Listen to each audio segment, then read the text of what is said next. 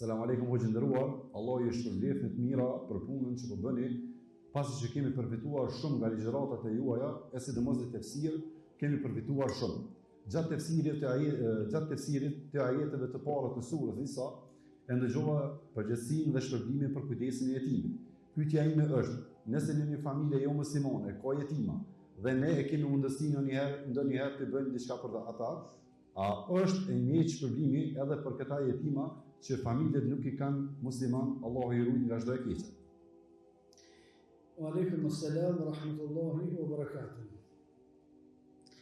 Sa herë që kanë ardhur argumentet në librin e Allahut, në sunetin e pejgamberit sallallahu alaihi wasallam për jetimat, nuk ka specifik jetimat e muslimanëve ose jetimat e jo muslimanëve, por është i përmendur vetëm emri jetim.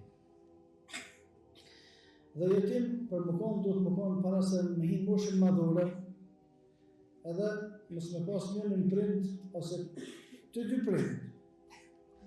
Në argumentet e përgjithshme themi se inshallah shpërblimi është i njëjtë, si për jetimat që i kanë pas prind musliman, si për jetimat që nuk i kanë pas prind musliman, në aspektet e përgjithshme. Në aspektet e veçanta, a është obligimi detyra më e madhe për jetimat të cilët i kanë prind musliman? Po.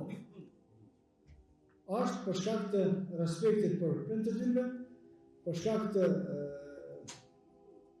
rritjes së tyre që janë në Islam, duke rritur të tjera. Por a lejohet me ndihmu jetimave që i kanë pas prind musliman? Po. A ka shpërblim të madh që i lejohet atyre? Po.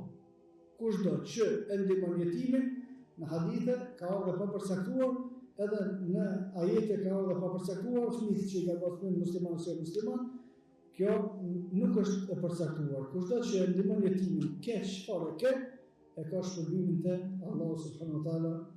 Wallahu a'lam.